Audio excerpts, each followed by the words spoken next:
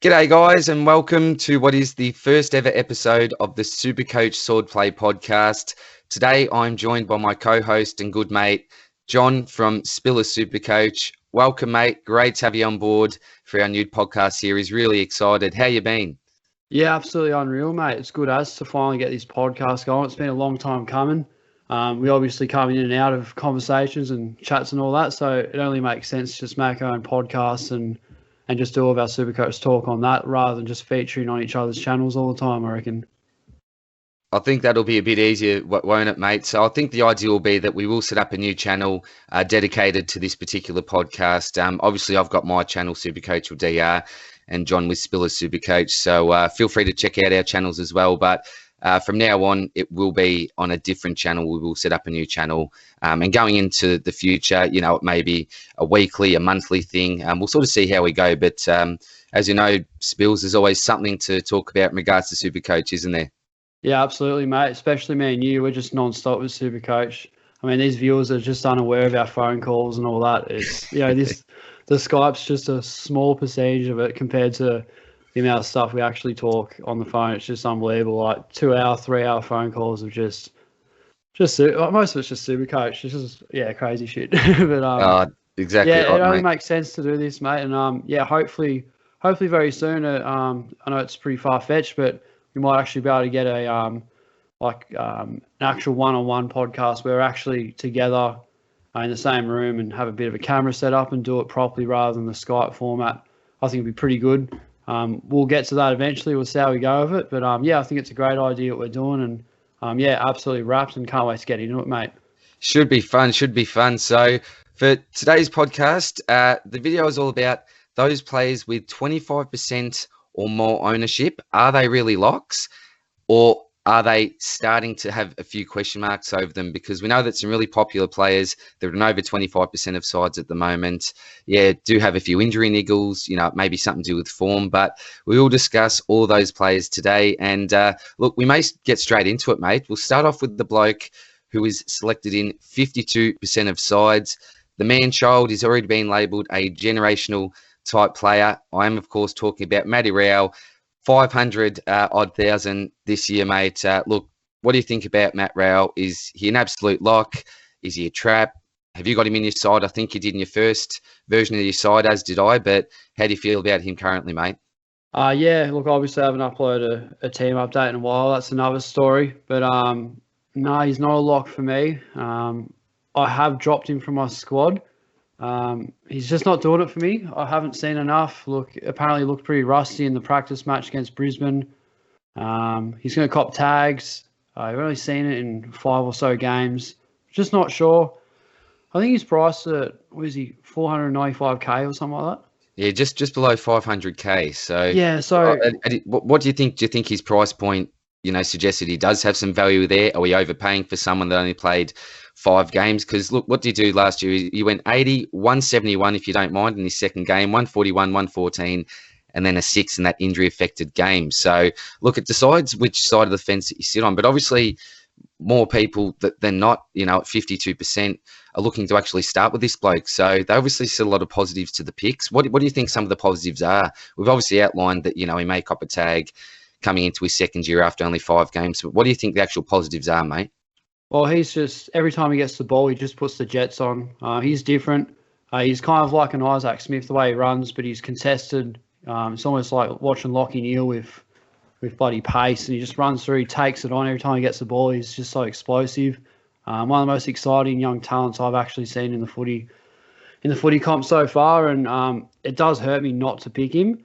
I just haven't seen enough, and to me, my biggest problem with Rowell is he's that price between a stepping stone and a premium. Now, if he was priced at let's say he was 400k or 395k instead of 495k, he's a perfect pick. You pick him as a stepping stone, maybe primo, keeper potential. The fact of the matter is, if you're paying 500k for a bloke, you're hoping that he is a top 8 midfielder. Does he have that ceiling? Maybe, but am I willing to take the gamble on him? I don't think so, mate. I think I'm just going to go guns and rookies this year. Keep it simple. Look, he could come back and burn me for that. But Yeah, look, I haven't seen enough on him. Do they play tomorrow, the Gold Coast Suns? Against Brisbane? They Monday, do. yeah. So we're Sunday They at the do. moment. Yeah, so Monday we'll get to see a little bit more of Matty Rowell. We'll watch him, yeah. Jumper tucked in, and look, I've heard that he's recovered pretty well from his shoulder surgery. You know, he's an absolute beast. He's an absolute animal on the training track.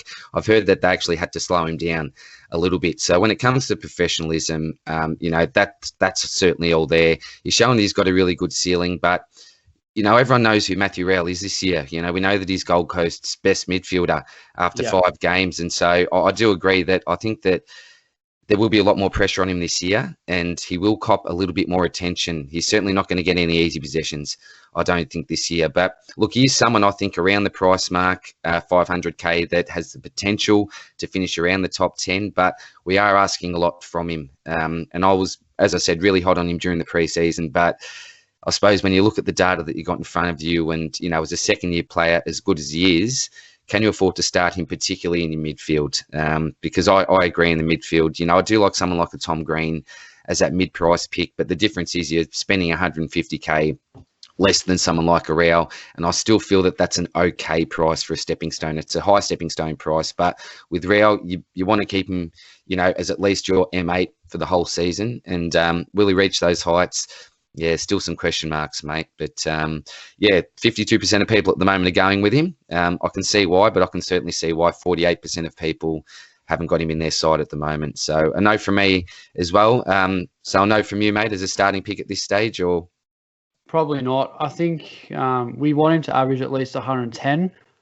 Seems like a tough ask. I mean, how old is he? He's only 20 years old, I think, and he's already had a long-term injury. I mean, it's just such a tough ask. We don't know how he can handle it. He might be fine.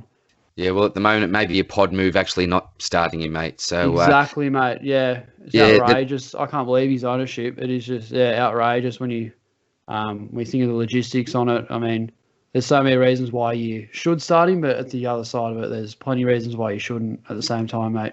Yeah, it'll be interesting to see what he ends up on in regards to percentage. I'm very interested. Yeah. No one knows. We've got, mate, is actually on 52% as well. And that is Big Brody Grundy, 648,200. Down here, obviously, from him last year. Look, I was giving a lot of excuses for Grundy last year. You know, he hated hub life, a lot of outside interests, you know, outside of football. So for me, he's been one of my first big players this week. This year. He's a huge part of my team as part of my strategy going in this year with the set and forget. What do you think about him, mate? Is he a lock? Does he have upside, downside at that price? What are you looking to do this year? Brody Grundy, yes or no? Absolute yes for me, mate. I've had plenty of my friends saying he's not a lock, just because of the fact that he had a pretty down year last year. It's fair to say. I don't think he adjusted well to. I don't think he adjusted well to the hubs at all. I'm not sure if I've said this in a video or not, but he was studying university. I don't know what he's studying, but he graduated at the end of last year, so he obviously had that on his mind as well, under a lot of pressure out of football. I think he's going to go back to his best, and with Ruckman, every Ruckman's a risk. Even Nick Nat and Gawn, they're all injury prone. They've got high ceilings, but they're injury prone as. I think we can bank on Grundy to play all 22 games, and you can rest easy selecting Grundy. There's not many other players. The blokes that started Bruce, I mean, you can count your stars that he got injured. That's a massive learning curve. You got off lightly there, as you said in your video, DR. The SuperCoach gods have spoken. So, I think Brody Grundy is quite possibly the biggest lock of 2021, mate.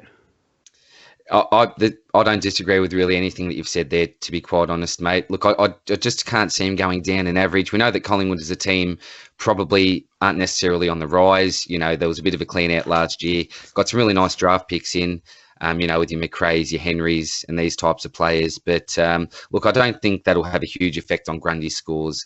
I think that he'll certainly not go backwards, and 5 points higher at an absolute minimum, I think, for me. So I think we both agree Brody Grundy, an absolute lock there. 52%, I think we agree with that. Number 3, mate, at 48% ownership is Lachie Neale, 721,800 in the midfield, 134.4 average last year, the number one ranked player for total points. I'll give you the first six scores from 2020, mate. 157, 171, 166, 147, 130, 134. He's a genuine captaincy option. Surely he's an absolute lock in your side, Spills.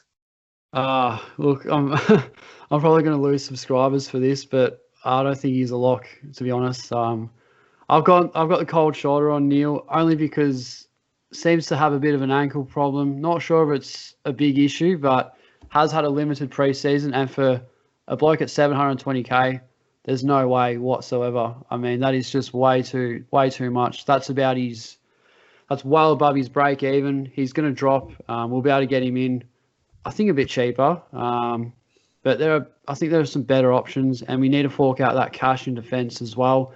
Obviously, the rookies haven't really come out that much. So, look, I'm not sure about Neale. We'll see how we go. I'm on the cusp of not starting him. At the same time, it might be a pretty sensible option to start him. I'm not sure, though. Not sure if people will agree or disagree with me, but that's sort of my take on Neale. Hasn't been in my team for about 2 or 3 weeks now, so I've kind of gotten used to it by now. It's funny because I took him out of my side for a while. It lasted about 20 minutes, mate. It just didn't look right for me. And look, and I agree with all the points that you just raised as well. We're certainly overpaying for him. There's no doubt that we're guaranteed that we'll be able to get him at a cheaper price during the season. But on the other hand, I suppose he is someone who I believe can really, really hurt you if you don't have him. You know, those first 6 weeks last year, if you're not on the Lachie Neale train and he goes big early, and he's got a history of starting seasons really, really strongly as well, then I just think that he's someone that could do a lot of damage to you. So, look, I do agree that, you know, the injury, I think it was a calf injury during the preseason, is a little bit of a concern. I think Fags even mentioned that he would be resting a little bit in the back line this year, which was a little bit of a surprise to me. And lots of Brisbane players will be running through that midfield. You've talked about, you know, blokes like Rayner, Bailey, even Charlie Cameron, Link McCarthy running through there with your regulars, your Berry, Lyons, these types. So there may be a chance that maybe he doesn't attend as many CBAs as what we're used to him, seeing him attending. But as I said, mate, it just doesn't look right for me. I think he's a genuine captaincy option. We'll get to see how he plays on Monday. But for me, at this stage, I'm sticking by my man. But at the same time, I can see why you're not starting with him, mate. But a scary proposition, I suppose, both ways for people. You know, it's a scary proposition spending that much for a player that, you know, we need to average around the 135 to 140 mark just to hold its value. That's it. But it's a scary proposition, as well, not having someone that can go 150 plus on a regular basis. So, I suppose I'm a yes. It may be some Brisbane bias, but we'll have to sort of agree to disagree on that one there, mate. Lachie Neale. Coming at number 4 at 46% is Max Gawn. So I know we're big advocates for the set and forget this year, mate. 751,400, averages 127.5, 128.4. and a massive 139.9 last year. What's interesting is he only played the 14 games last year, yet was still ranked second for total points from all ruckmen. Toddy Goldstein was third, and he actually played 17 games. So it just shows you, I suppose, the gap between number one and then the rest. Even someone like a Brody Grundy, there was a huge gap between Grundy and Gawn last year. The only thing that really, I suppose, was in Grundy's favour was that durability. He played every game last season. But for me, mate, I'm a huge advocate of starting with Max Gawn. He's a great captain. I pretty much lock him in as my captain or vice captain every week of the season. Maybe if he's coming up against a Nick Nat or a Grundy, you're a little bit less confident for those 2 weeks maybe. But apart from that, mate, there's not any other ruckman apart from those two that I worry about when Max Gawn comes up against. He's an absolute monster. He's a beast. I learnt my lesson last year starting with Sam Naismith. I'm not making the same mistake again, mate. How do you feel about Maxi Gawn, mate? Are we overpaying for him? Is there value there? What do you think, mate? There's no value, but I don't think we're overpaying for him. I think you pay for what you get on this occasion. Can you tell me who Melbourne played last week in the hit out? It wasn't the Amy series, but it was a practice match. Who was it? It wasn't Hawthorn, was it? Oh, no. I should know that. No, Hawthorn played the Dogs. Hawthorn played the Dogs. Yeah. I can't remember, but he was just like on fire. Heard great things from that game. Apparently he scored 200 points just in that game. Just slapped it to Petrarca and Oliver. He's a bad man, and I think he's almost even a bigger lock than Grundy, mate. Like, I know Grundy's a massive lock, but when you look at what Gawn can do, if he can put together a full season, he's something special in my opinion. I haven't seen anything like it. He might even be better than Dean Cox in terms of Supercoach. Like, he's just taken it to a whole new level. He's shown that he can go forward or back and take intercept marks. He's got involvement all around the ground, and he just does everything and does it with ease. So, I love Gawny, and he's going to be very hard to leave my side, especially after last year. No set and forget policy. It's a mistake that I'll never make again. So, absolute lock for me, mate, for sure. And I think the other thing to take into account as well, Luke Jackson's now on the side, but I think that's actually allowed Gawn to rest forward, to rest back, and those intercept marks that he's going to be getting in the defensive line there, that'll really boost his scoring, I think. And he's really worked hard in his endurance, Max Gawn, really professional trainer now. So I don't think he'll be spending much time on the bench, and whether or not he's resting forward, he's resting back, he can be damaging all around the ground. So I think that's another big advantage with him, the fact that Jackson can spend a little bit of time in the ruck there, and they can afford for Gawn to, float back and, take some of those intercept marks, really damaging at both ends as well. So for me, mate, he's an absolute lock, Max Gawn. Even at the high price, he may come down in value. Look, all he needs is one dodgy game and he'll plummet, 2 to 3 weeks, but I just can't see him having too many of those games. You did mention before that, he played 14 out of the 17 games, so durability may be a bit of a concern for some people, but personally, mate, I just see him as an absolute locked captaincy option each and every week, and I'll 100% be starting in my side. The next bloke now that we'll look at is Dusty Martin, 46% of sides, 541,600. Last 3 season averages, 103.9, 100 on the dot, and 100.8. For me, he's very, very low risk, but pretty low upside, I suppose, for me. But look, I've currently got him in my side at the moment, and I think that he's going to be a popular pick because lots of people are looking to go, save a bit of money in the forward line. I think Zeeb will be a pretty popular F2 pick, to be quite honest, with some people's structure. And I suppose for me, if you're going with someone like a Zeeb, Daniher at F2, F3, then you've got to have a safe F1 premium. And for me, the safest bloke of the lot is Dusty Martin. You can pretty much lock in 100 average and he will play every week. It's very rare that he misses a game. So for me, he's a very safe option, but not a heap of upside. How do you feel about Dusty, mate? Are you currently running with him in your forward structure at all? Yeah, I am. Look, I wouldn't say he's a lock by any means, but he's definitely a very generic safe pick. He's a bloke that you can sort of count on to give you 100 plus average, which is fine. However, I don't know. I feel a bit weird paying up for him. He's a sort of player where you can just jump on him at any time throughout the year. But with the news about Dunkley last week with Beveridge and then you got Rowell going down with injury. Like Dangerfield's had an interrupted preseason. Some may pick him, some may not. But I think under the circumstances, I think we can confidently pick Dusty as a F1, and that's saying something because, look, there's no F1s other than Dusty that I've got confidence in. We saw that with Sidebottom the other night, go down with injury. So, I think Dusty we can bank on. Durability's good. Ceiling's good. Looked really good against Collingwood. I watched him, and he did kind of whatever he wanted. I don't know if he scored all right or not. Didn't really seem to be trying that much, which is another problem with Dusty. He doesn't try until finals. That's why I don't like selecting him early. But under the circumstances, mate, I think he is almost close to a lock at this point in time, just because of the other options. There aren't any, unless you're going full mid-price madness, and you're picking Cardi, Zeeble, Impey, Daniher, and Dow, and you're going all full mid-price madness. I think he's a safe and reliable F1. Yeah, and I think you hit the nail on the head. It's because some of those options that aren't as viable now. Well, Marshall certainly isn't viable. He won't be playing round 1. And we will get to Dunkley, and we'll talk about him in a minute. He just fits the category of 25%. But, his ownership is declining sort of day by day at this stage, Dunkley. But I think given the fact that there's so much uncertainty there, he's sort of the safest option out of the options that we do have there in regards to premium picks. So I'm with you, mate. At the start of the season, I wasn't looking at him really at all because of the upside, the lack of upside, sorry. But given the fact that some of these options have now been taken away from us, he really does come into calculation. So currently in my side, but I agree with you, mate. I'd much rather would have preferred to get him at any stage of the season because you can pretty much get him around that 500 mark at any stage unless he goes on a real hot run. On the other hand, he could go even below that 500 mark if he has a couple of off weeks.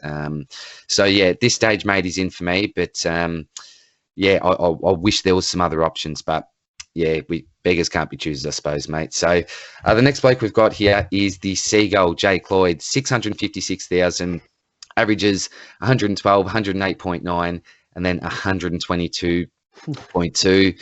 He's got to be a lock, doesn't he? Well, look, mate. I was thinking that myself, but I do have a quote here. So I'll read out this quote, mate. So I'll just get the pad here. This is from Damien Rapper, I think his name is, who's a medical boss down there at Sydney. He said, Jake unfortunately sprained the back of his knee while kicking a ball off a wet surface against GWS. We are taking a conservative approach. He'll miss this week, but we'll look to return to full training next week. So for me, mate, that is certainly now a bit of a concern with Lloyd. Look, we know what his upside is. Here's the Seagull. He hurt both of us not having or starting with him at least last year. You end up jumping on board during the season. Personally, I never was able to get him in, mate. So that was really frustrating for me. But look, there's a few concerns now, I think, with this pick. I did a player review video on Lloyd really early on the year and said he's an absolute lock. You know, I went under 100 once last season during the whole year, and that was his first game, and only went $9,000 below his original starting price. So, you know, talk about a model of consistency. You know, he was producing elite premium midfield numbers last year, but given the fact that he does have this injury concern, comes at a really, really high starting price, is it worth maybe not starting the Seagull and maybe getting someone like a Callum Mills, for example, for 100K less and saving there, or a Tom Stewart as a pretty safe option? How do you feel on Lloyd, mate? Is he a lock? Is he not? Do we have any concerns about him? What's your opinion on the Seagull? Look, before you brought up the that knee injury, I would have just considered him as one of the biggest locks of 2021. Hasn't left my side. He's still in there. He's a trusty, safe and reliable D1. I think we can bank on him giving us 100 plus every week, even 115 plus. He's shown that. We've only, as you said, that's actually my favourite stat in SuperCoach, and that's that one score under 100, and that was 77 against Adelaide. So, look, he's just a model of consistency, but that does worry me, despite the fact that he's going to be in full training hopefully next week. It's still an interrupted preseason, and for a bloke at 650K, I am a bit worried. And we have a small sample size as well because he's not playing today. He didn't play today. Braden Campbell was taking the kickouts. So we don't know how that's affected him. It's happened at the worst possible time, this injury. If only it happened a couple of weeks ago and he played today and he was dominant. Like, we can't get a read on it because there is only the one practice game in the Amy series. So I am worried, and I might even consider dropping him for a Stewart or something, or a Daniel, and then chucking in Lachie Neale somehow, or I don't know, maybe Harms, get a bit of value and really try and get Lachie Neale instead. I think you have to have at least Lloyd or Neale in your team. I don't know if you have both of them. I do currently, mate. I do currently. Yeah. And it is a bit of a concern paying that much for two players, but yeah, it's a lot of money to fork out. And when I was doing that, I was only getting 11 keepers, and that concerned me. At the moment, it's 12, and it looks a lot better without Neale. Neale only makes it 11. 12. Yeah, and that does come with a lot of difficulty. So, look, we'll see how we go with Lloyd. I am a bit hesitant on that, though. It's rattled me. I only found that out today, and it's been a bear of bad news, mate. It's I don't know what to do now. It's hard because one of the major factors for me not starting him last year, apart from his high price was that I thought Jordan Dawson may affect him. And then we found out pretty early on that wasn't actually the case. But you can make the same argument, now with maybe Braden Campbell coming in. So that's why I really wanted to see Lloyd play this game, just to see if he was still taking those kick-ins, because if it's getting shared around, if Rampy's taking some more, Campbell being a really elite kick, some people have said best three in the top 3 kicks in the comp already and hasn't even played the senior game yet, huge raps on his kicking. Does that affect him? I am a little bit concerned about that, and we haven't got to see it, so there's a little bit of guesswork in that as well. But for me, look, at this stage, mate, I am starting him. I suppose similar to Neale, when I take him out of my side, it just doesn't look right for me. Yeah, but I don't like it either. Yeah, look, I wouldn't blame people for having cold feet on him and maybe looking at the next option down. But for me personally, mate, I'm still running with him at this stage. There's a lot to think about with, a couple of weeks out from the start of the season. But, I'm keeping the faith at this stage. But, look, if he doesn't play round 1, there's no way that I select him. Would there be any way that you would select him, mate, if he didn't play round 1 and just say his ownership went down to 10%? Would you select him as a pod if you had an extra bench option as a rookie and make a really I'd flirt with the idea. Move? I'll definitely flirt with the idea of doing that, because we know what this man can do. And I was very lucky to get him last year, because it took me about 2 weeks of planning to trade him in. I only just got him. I only had about 5K left after I double downgraded and upgraded. Yeah, it was really hard. So he's a nightmare to trade in. So, with Lloyd, I think if he's named round 1, I'll definitely pick him regardless. Like, he might get a couple of bad games in. And we do say, like, whether or not Braden Campbell's going to affect his kickouts. We thought that with Dawson, as you said, wasn't the case. Yeah. And plus we got Mills, who's transitioning to the midfield as well, and he took him a fair chunk of kickouts too. So it hasn't really affected him in glimpses in the past. We haven't really seen it affect him.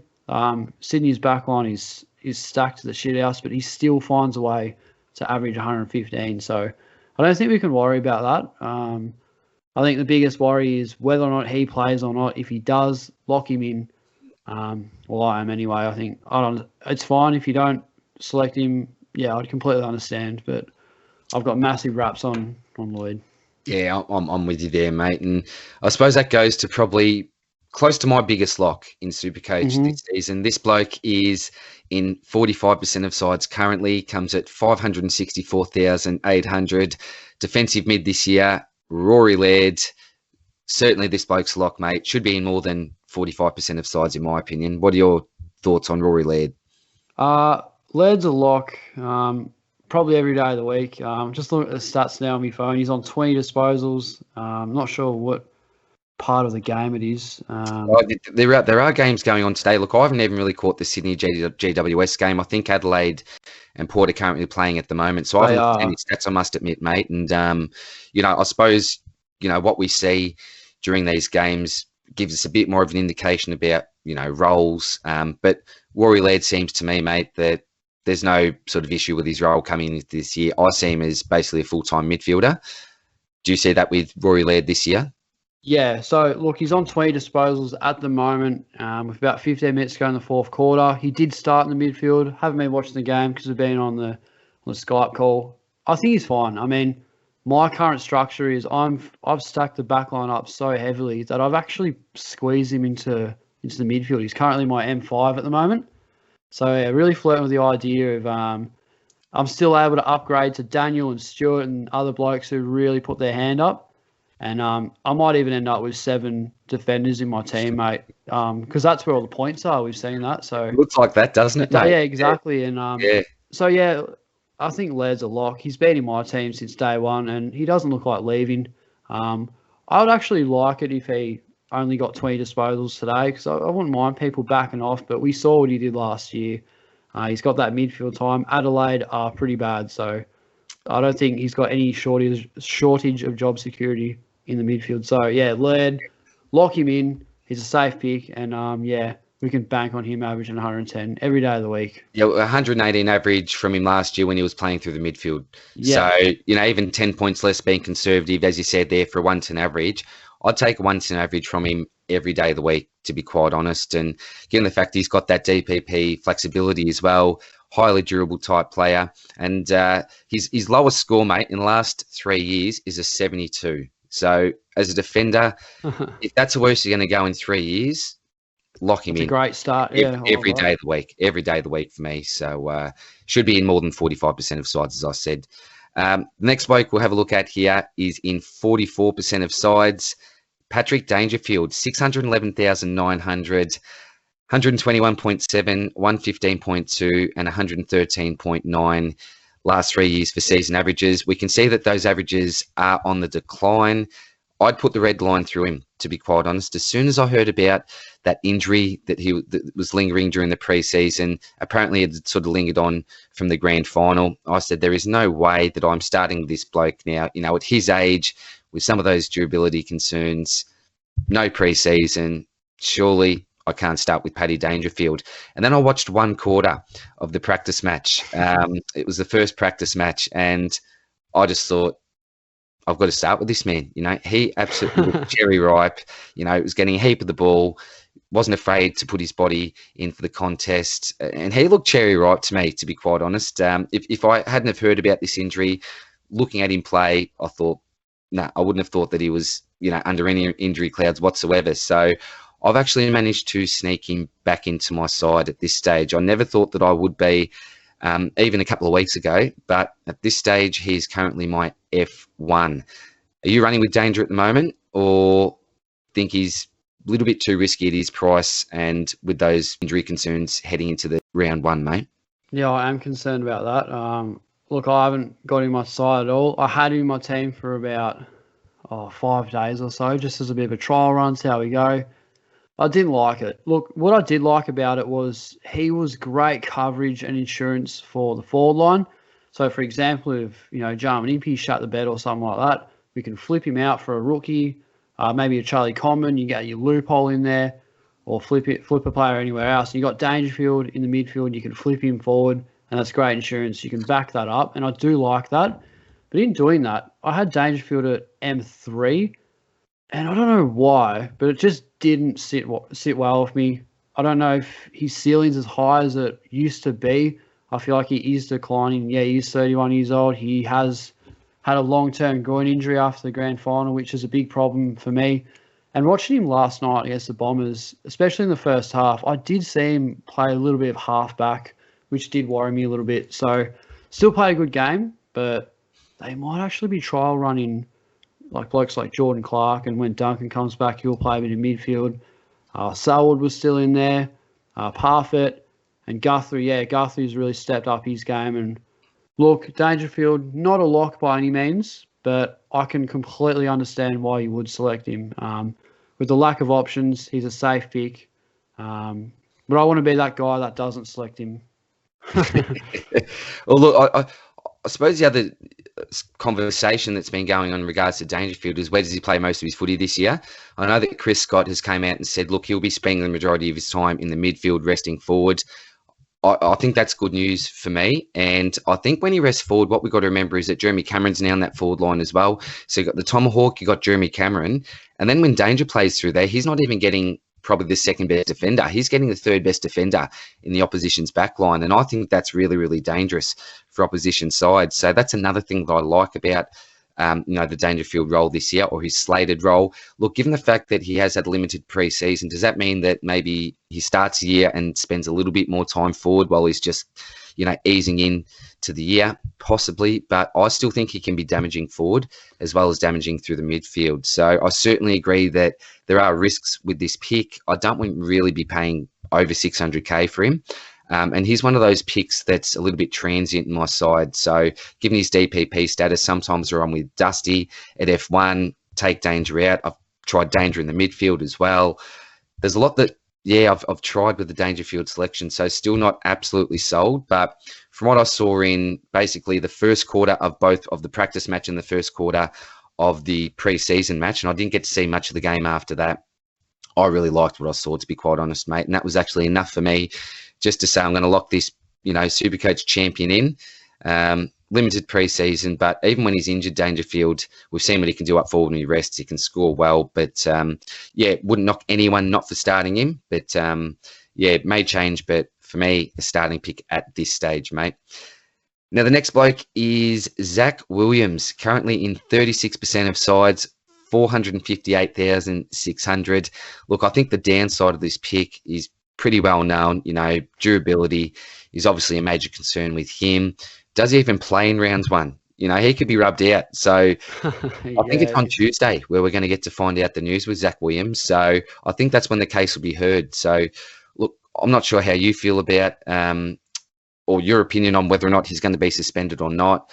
I'm sort of on the fence with it. Originally, I thought, look, Hunter Clark, he bounced up pretty quickly. Shouldn't have, too many concerns there. Maybe a fine. But he did have a concussion test apparently at the end of the game. And I've heard that does have a little bit of bearing on the MRO's decision, apparently, just if they have the test, which sounds a little bit ridiculous. But at this stage, I'm really not sure if he even plays round one. For me, if he does play round one, he is in my side. I know that, George, for example, is completely against this pick. I'm not sure how you feel about him, mate, but watching him play that game, after the first 5 minutes, I took him out of my side. I thought, now we need to worry about the NDHP policy or that stupid bump. I think he gave another free kick away. So that's another thing as well, isn't it? NDHP. Yeah, that's always a concern. When we see someone perform, it's just a silly and, no discipline there already. First game for his club, only pre-season game, but, his first really big game for them in Carlton colours. It was just a silly thing to do. But I must admit, mate, after that, he looked sublime to me. He looked really, really good in that role. Jack Martin, I think he was bullshitting about, Williams and I will be spending 50-50 split, forward mid.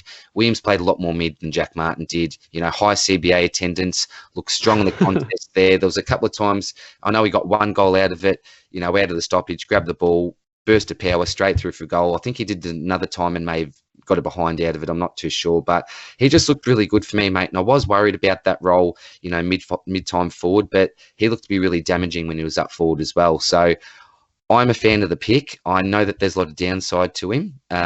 But what's your opinion on Zack Williams yourself, mate? Are you with me? Is he in your side? Or are you more sort of agreeing with George and saying, nah, too risky for me?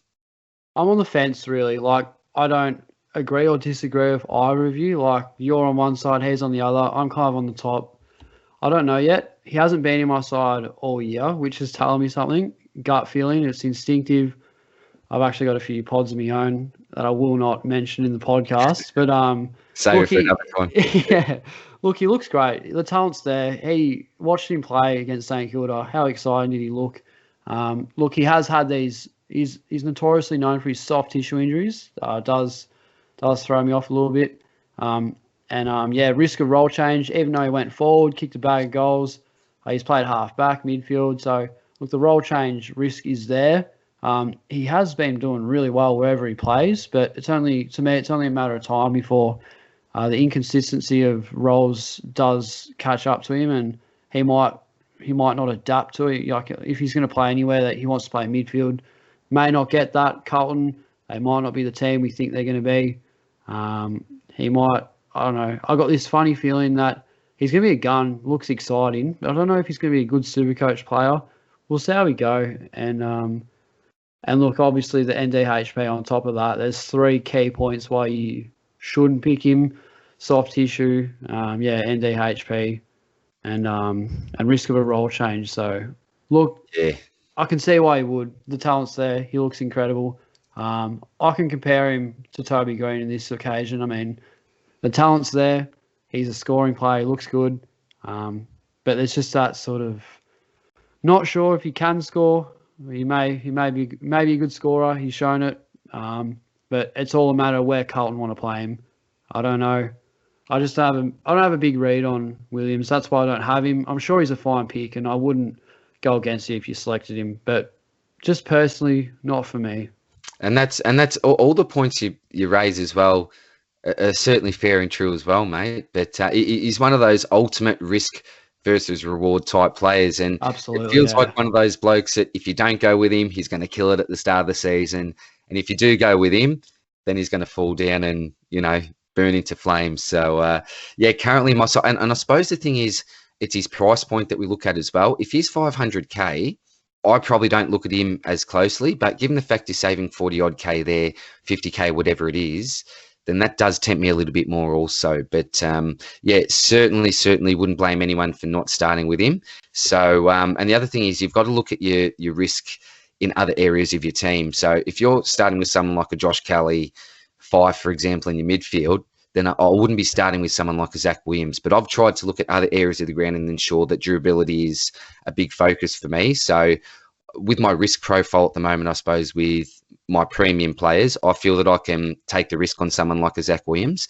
because most of the other blokes, when it comes to durability, I think sort of tick most of the boxes there. Yeah. So, yeah, can see either way there, mate. Can also see why you're sitting on the fence with Williams. But it'll be interesting to see if he even plays round one, mate. A really interesting selection there. So, and just on that as well, like before you get into the next player, just on that, like you were saying about Lloyd before, where if he misses round one, you could select him because his ownership's going to decline and he'll be back for round two and be a good player. Like now you mentioned it, that could quite possibly be an interesting topic for Williams. If he's reported for round one, his ownership he'll lose 10% easy. So if he's out for round 1 week, you could even have him on the bench. And like I don't mind that idea because I love going against the ownership. I like not picking a player because it's a pod not to. I'm one of those sorts of players. I play risky, and I think that has a bit of high risk, high reward about it. But well, it's probably unlikely. We'll see how we go. But a lot of it depends on defensive rookies. If a couple of extra defensive rookies come up, maybe it's a move that you could make. But the cupboard's bare, then maybe not, mate. We'll have to see how we go there, mate. Yeah. But the next bloke we have now, very polarizing pick, and this bloke's ownership has actually gone down during the last couple of days, and it is Patrick Cripps. So 523,700, averages of 119.4, 117.1, and then bang, back down to earth last year, 97.5. So the way I was thinking about him a week ago is pretty much there's no downside to this pick because I can't see him going under a 97 average again. He was in the hub last year. His partner does have, a few issues that she's dealing with as well, mental health issues, I think it is. And being, away from her was really tough. Obviously dealing with some injury last year. Is it because he's been carrying the whole team on his back for the last 3 or 4 seasons? I'm not too sure. But for me, there was no downside to this pick. But after watching him play a couple of days ago in the preseason match, there wasn't a heap that I liked about it, to be quite honest, mate. There was one really good stage where he burst out. I think gave a 1-2, could have kicked for goal, but was unselfish, gave the handball off. And I thought, geez, he's running pretty well there, moving pretty smoothly. But there are other stages where he still did look a little bit lethargic, spending a little bit of time up forward. I'm not sure if that was because the key forward went down earlier on in the match, and maybe that wasn't the plan going into the game. But, with players like, your Williams, Walsh coming through, they do have some more options that can go through the midfield. Paddy Dow, they are building some depth there through the midfield. Does that mean that maybe Cripps doesn't spend as much time forward there? Yeah, look, I'm finding it really, really hard to read this pick, mate. How are you feeling about Paddy Cripps? Is he currently in your side as we speak, mate, or have you made some changes and taken him out? Yeah, I've given Cripper the arse, mate. He's out. And there's also Setterfield as well that you didn't mention. So you're not wrong with the Carlton midfielders. They are stacking up. Like just when they were a really bad team a couple of years ago, I think he was benefiting from that because he was the man. Like he would just he'd get the tag and all that, but he was the man. So 2019, I mean, look, he was just the first half of 2019 was outstanding. He was averaging like over 120, but declined a little bit towards the back half of it and really lost his form last year. So we've got about a 30-game sample size of him playing inconsistent football. I thought I had Cripps in my team basically all off season, and my take on that was we'll see how he goes against St Kilda. Wasn't good enough. He's out of my team. Played a lot of forward. He played full forward against Eston in the hit out they had a couple of weeks ago and kicked a goal from about 20 out. So, yeah, he's definitely got that full forward role as well. To me, he has fake primo written all over him, especially for that awkward 520k price. He's the same price as Brayshaw was, Crouch was, Rockcliffe, and all these blokes back in 2019. We went, they could be top 10 midfielders, but the risk is pretty high when you pick him. I'd rather just bank on these 600k blokes, pay an extra 50k, and get that average. Like, you can chuck in the bank and really rest easy. I think he's a stressful pick, and I think we all experienced that last year. So for me, mate, I have dropped Cripps, and it's hard to see him make his way back in my side. Yeah, really, really interesting, because I'd almost locked him in, as I said a couple of weeks ago. But it's the chats that we were having here and there. And we did talk about the fact that, as you mentioned before, it's more of a 30-game sample size now. And some of the excuses I may have possibly made for him last year in the hub, being away from his partner, well, that wasn't the case during those 10 games to end 2019. So if you take that away, and that was a big excuse that I was giving for him, because, when there's issues with your partner, you're away from your partner, surely that's got to play on your mind for sure. And you can't escape that bubble, that football bubble. I thought that would be extremely tough for him, but we can't make that excuse for him at the back end of 2019. So that's another thing that I suppose I need to take into account that I didn't necessarily a couple of weeks ago. And that's why it's great to chat with other blokes about SuperCoach, because they give you different points of view, different opinions, and you can look at things a little bit differently. So I'm with you at this stage, mate. No to Paddy Cripps, and it will be pretty hard to see him starting in my side now. Look, his price point, as I said, I still don't think there's a heap of downside to it, but probably the upside that I was thinking with this pick may not be there. So yeah, reevaluated, currently not in my side. So interesting, mate, because as I said, a couple of weeks ago, an absolute lock. Now, the next bloke that we have is none other than Piggy Oliver. So he's in 28% of sides at the moment. For me, mate, he's an absolute lock in my midfield.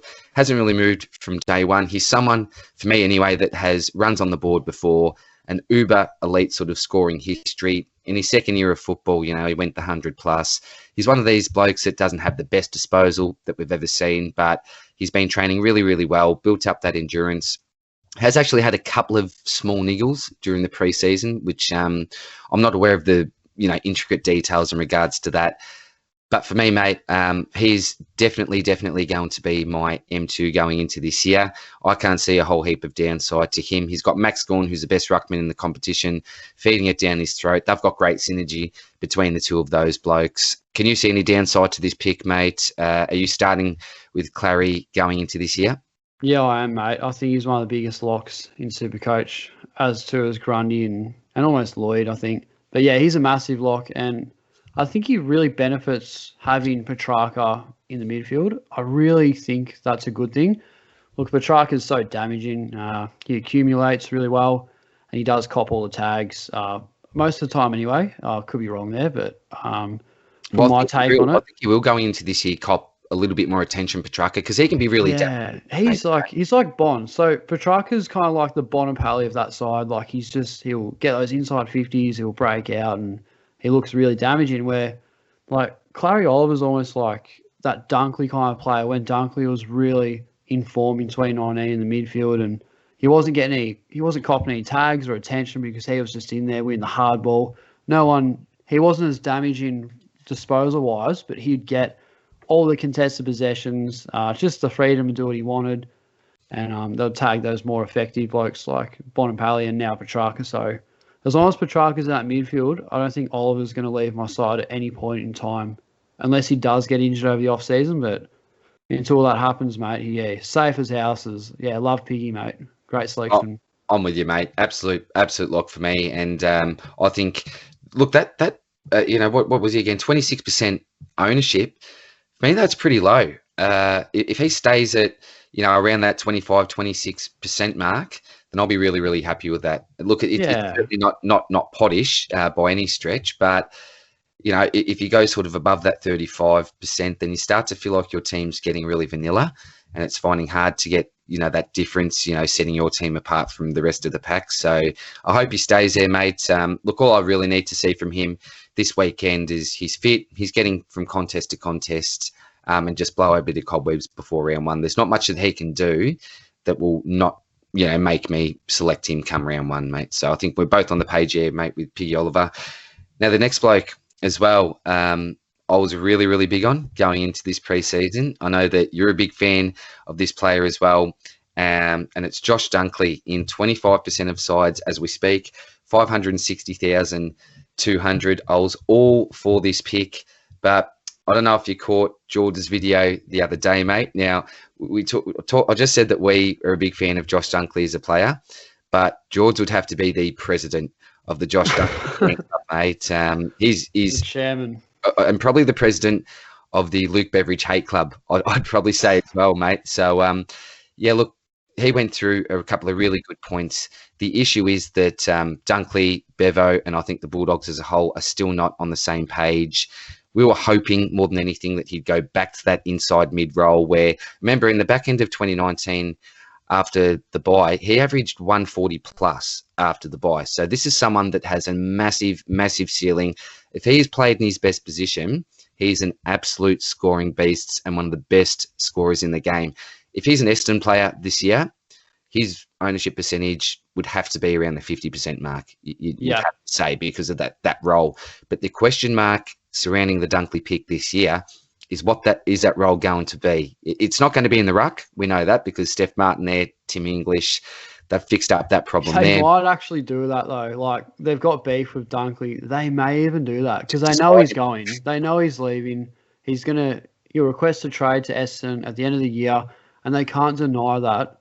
And if he goes to Essendon, he'll be the biggest lock ever because, like, last night watching the game against Geelong, as an Essendon supporter, I watch all the players, and Cardwell really has that inside role. He's the man there. He was on all the stoppages, and for a bloke who's barely had a run, I mean, if we got Dunkley, yeah, he could have been absolutely anything. The opportunity's there.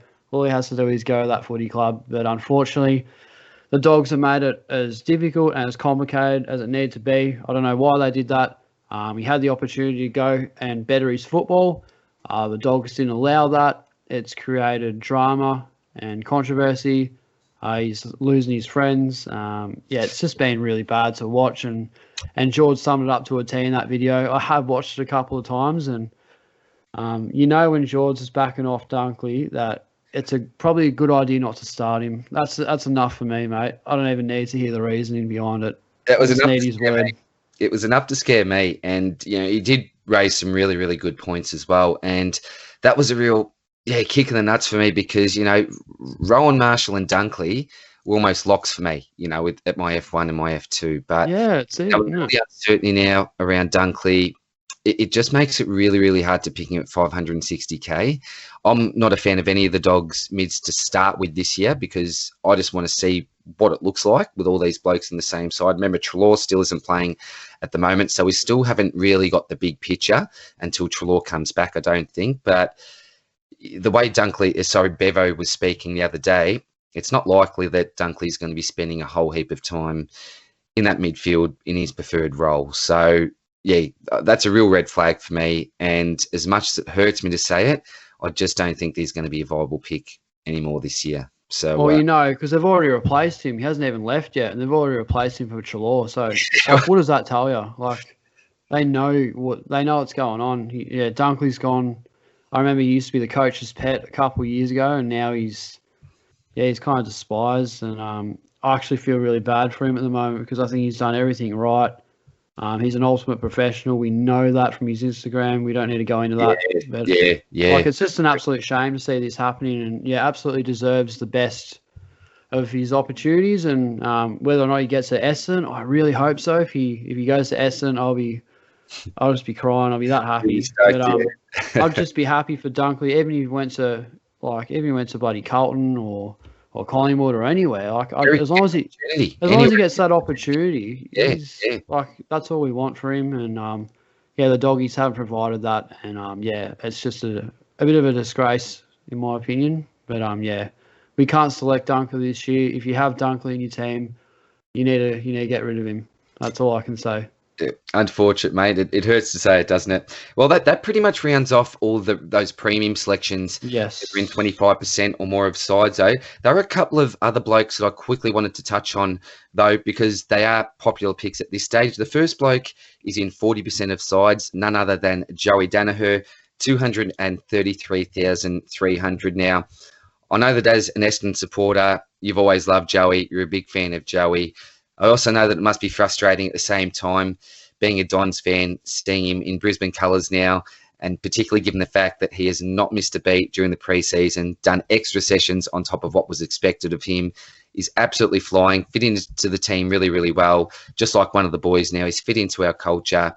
4 goals in the Pracky match the other week. He's working extremely well with Eric Hipwood. They're building up their synergy already. I did know in saying that, he did mention in the Rip Through It podcast with Mitch Robinson, which I really recommend listening to. I know that you've given that a listen as well, mate, that he said that, look, it may take 12 months to sort of get that real synergy between me and my new teammates. But from what I've seen so far and the data that we've got in front of us, from the practice matches, and, I've, been on Big Footy, I've chat to a lot of Brisbane supporters. That's my real passion, obviously being a Brisbane man.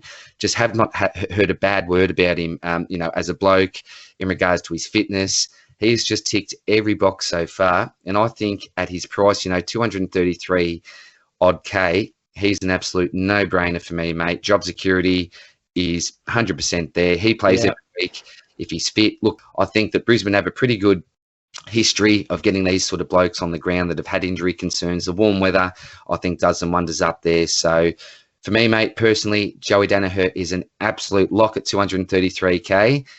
What do you think about him, mate? Is he currently in your side, or are you going to begrudge him because he's gone to I wouldn't hold that against him. I think Essendon should have given him the flick about 3 or 4 years ago. They've wasted the poor bloke's career, and I'm absolutely rapt to see him in the Brisbane colours. Quite frankly, it does suit him better.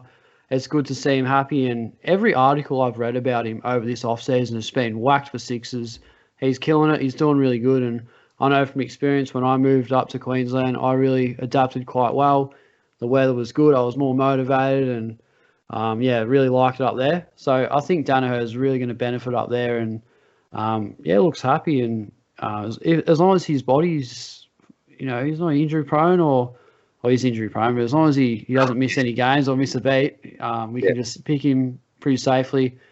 At his price, he's basically a rookie. I mean, you take 30K from him, he's a rookie. He's in the 100K mark if you do that. So, look, he's honestly about as close to a lock as it comes rookie-wise. Until something else happens, I don't know.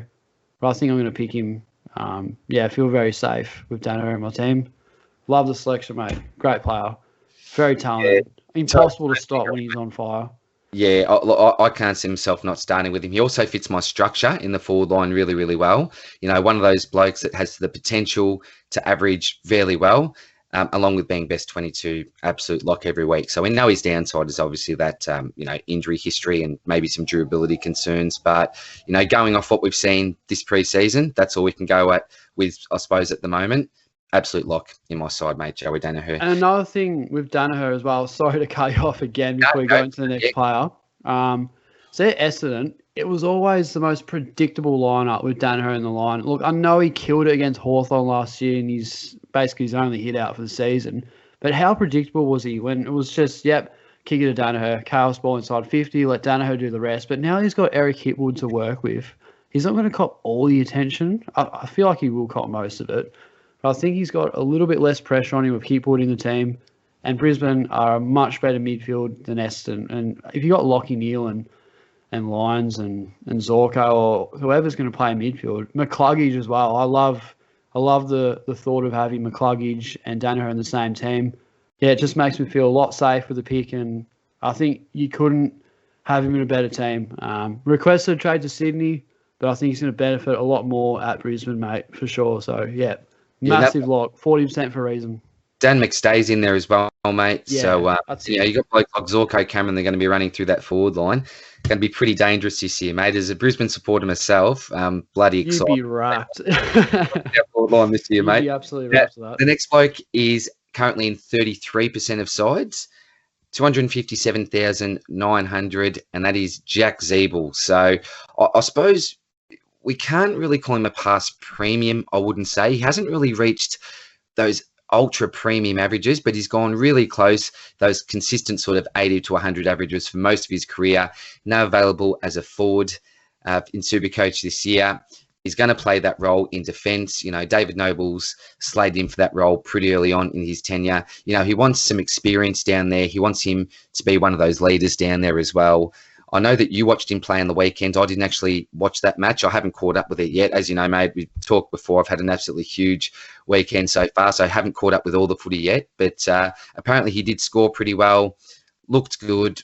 What did you think about him in the preseason match, mate? Because I can't really give any thoughts about that particular match. All I did was check out his score and was really blown away by how well that he scored. What do you think his upside this year, mate? Jack Ziebell at, what is he, 257K? Yeah. See, look, I definitely underestimated the selection. If you had have told me that Jack Ziebell was a selection a couple months ago, I mean, George tossed him up and I went, really? You're going to pick Ziebell? But honestly, I haven't seen Ziebell adapt to a role as good as that. Look, we know him as a hard, crunchy inside midfielder, like a lot of clangers and a lot of sort of concussion scares, but he looks like he's adapting quite well at halfback. He was on 8 disposals at quarter time, I'm pretty sure, 7 or 8.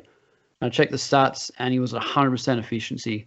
Only had the one handball at that point in time. I thought, look, the role's there. He really has that role. He just has to keep it up. And in a team, like, they're a pretty bad team. He's going to get a lot of the footy in the back line. Hawthorn were smashing them from the get-go.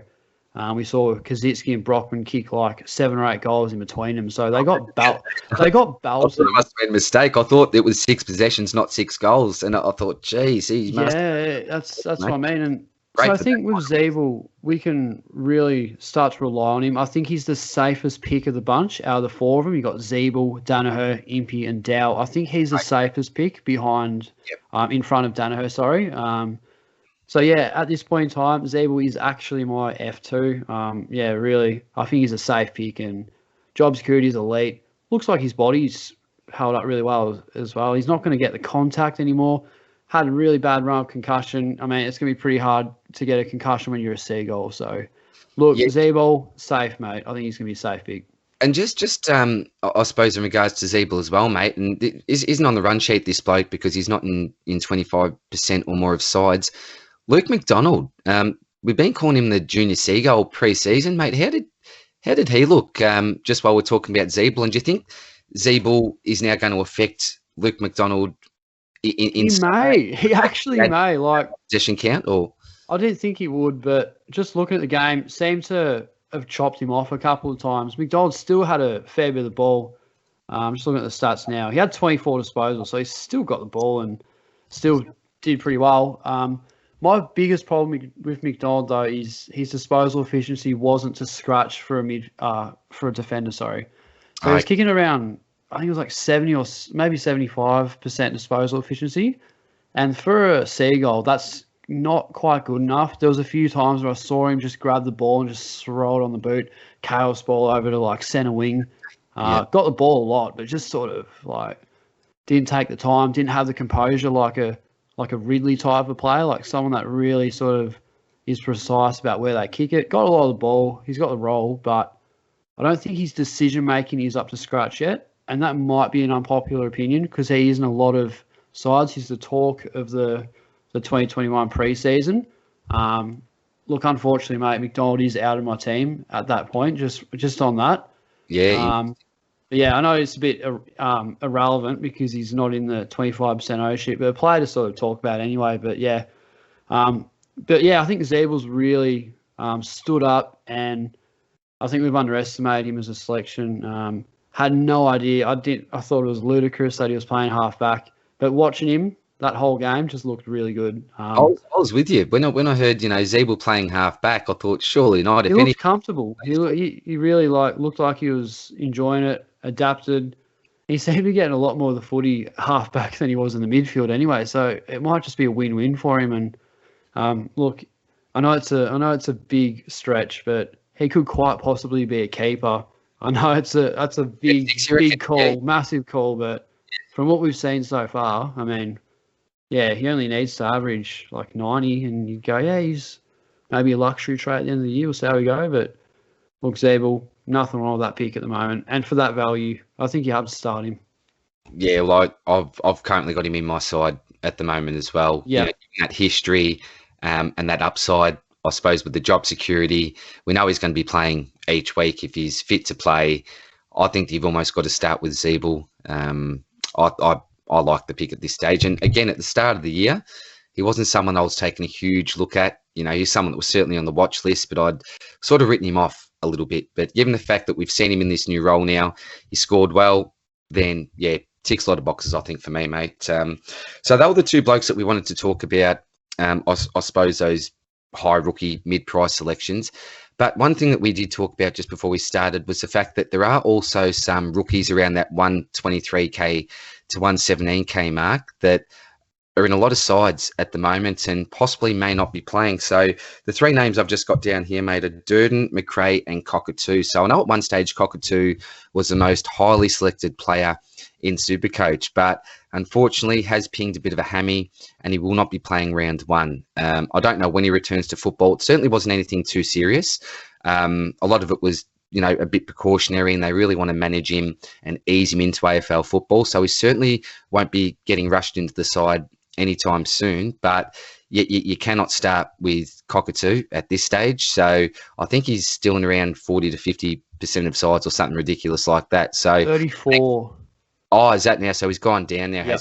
There you go. Yeah, because that hamstring they have, people on top of that, he's not going to play round one. Get him out of your team. How about McRae, mate? Have you got his ownership percentage there? I do have McRae. Yeah, he's actually in a whopping 35% ownership, and he didn't play against Richmond, which is a worry. He might play round one. Look, the raps are pretty high on the bloke. I mean, he's an AFL ready footballer. We know that, but obviously the passing of his old man has affected him. It might affect Jackson McRae as well. I don't know if many blokes have owned him, or I think he's only about 15% of sides, but that's another thing to consider as well. Biggest condolences to those two, but as SuperCoach selections, probably want to avoid off-field dramas and personal tragedies are definitely going to take their toll on your SuperCoach scoring. And whether or not Finlay McRae gets a game early, not sure. He might be the perfect downgrade option after like round 3 or 4. We'll see how we go. It's tough because I've heard that he would have played those games if he didn't have those unfortunate circumstances. So it's not as if they didn't select him because they didn't want to select him. Obviously going through that, the passing your father, extremely tough time. So I know he spent a bit of time away from the club. So if he does play round one, mate, even the fact that you haven't seen him during any of the practice games or preseason games yet, does he still make your side? If he is named, I think I will pick him because he's like the raps are pretty high on the bloke. So if he plays round one, he's in your side? Absolutely. Yep. But I think it's very unlikely.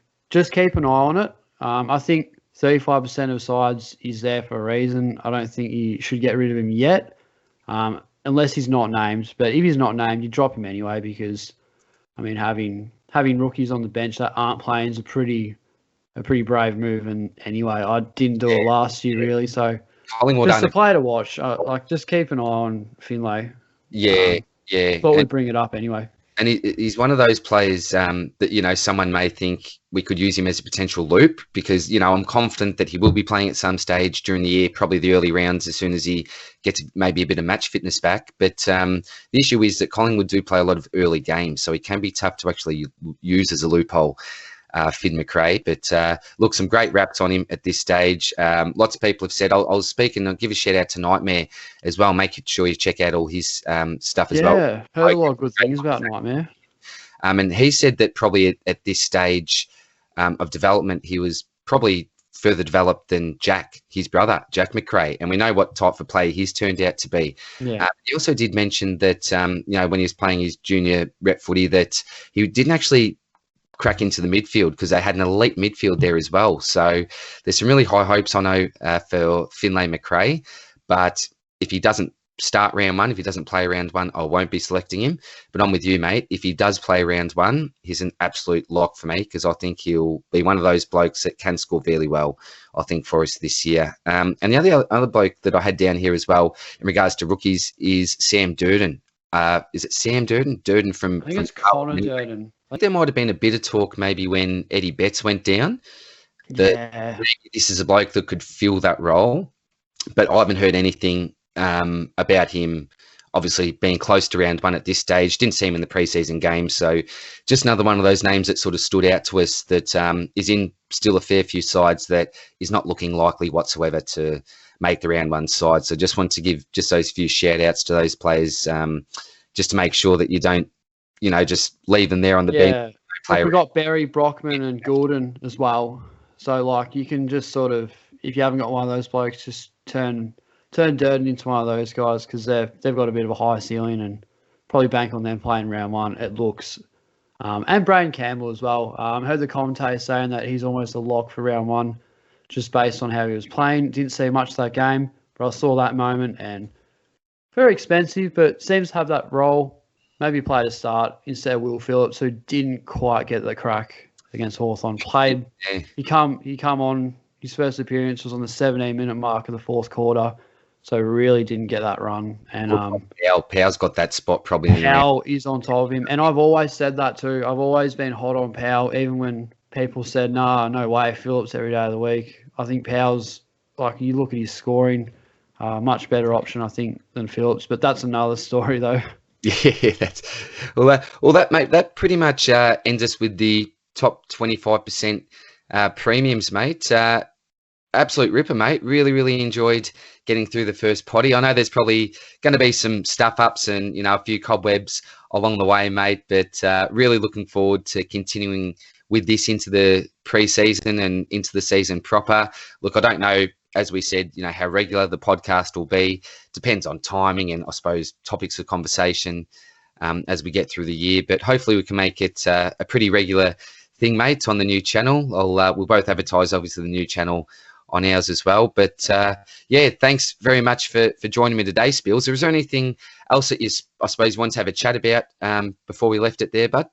No, I think we've done pretty well here, DR, and can't wait to get into SuperCoach Swordplay Review. It's been highly anticipated for a while. We've discussed about, haven't actually done it yet, but we always feature on each other's channels. We thought I'll try to come up to see you, and we'll actually do it in person, sort of a podcast, and try to get a camera set up. I think that'd be really cool. Sounds and good. just absolutely smash it, mate. Really excited for that. Absolute ripper, mate. And look, the other trouble, I suppose, with some of this discussion we're having today is that we haven't seen all the pre-season matches yet, and we will get some more data once we see those matches. I've only caught sort of a quarter here and there. Watched most of the Pies match the other night, but apart from that, I haven't seen a heap of football this weekend, mate. So that's my job during the week, is to catch up on all those games. For the first game, I had a notepad, and it was 3 pages long with these small little notes. Every CBA who attended that, little bits of play, I suppose, when a bloke impressed me, I jotted that down. So I'll certainly look to do that during the week, mate. It will be a lot of fun. I'll try to cram it all in, a lot of football over the next week before, we really need to start locking in some of these final decisions for our starting picks. So, we will catch up certainly before the season again, mate. Sounds good, mate. Can't wait to get into it. Yeah, really excited. It's going to be good. Awesome, Sibils. All right then, mate. Well, thanks everyone for joining us in what is the first ever episode for SuperCoach Swordplay. Looking forward to catching up again soon, and make sure that you do check out the new channel. We haven't created it yet. I've obviously uploaded this to my channel now, but we'll advertise that during the next week or two and get together sooner rather than later for the second episode of the SuperCoach Swordplay podcast. Thanks again, guys. Thanks for joining me, Spills. And no worries, mate. Been a pleasure. Thanks for all the viewers that watched. Awesome, mate. It's really good. Take care then, bud. I'll catch you. Easy, mate. See you, mate. Later. Bye.